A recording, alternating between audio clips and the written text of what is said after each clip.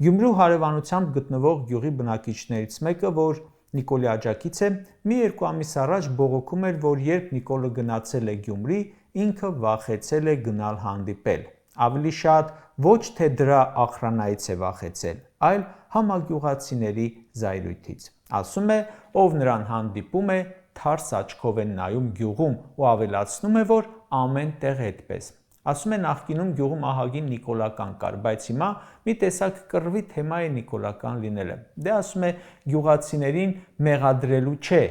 գյուղում փոփոխություն չկա, իրենց մարդկանց վիճակում առօրյայում, բայց ինքը ոնց եղել է աջակից, այնպես էլ մնալու է։ Ուղղակի հիմա, երբ իր ներկայությամբ հայհոյում են, արձագանքել չի կարողանում, ասում է խոսալու տեղ չի թողել։ Ինքն էլ էր շատ բաներ քննադատում ու անգամ դժվար էր հասկանալը, թե ինչու է մնացել նիկոլական, մանավանդ որ բացահայտ նիկոլական լինելը ամոթի նշան է, այդ թվում իրենց գյուղում։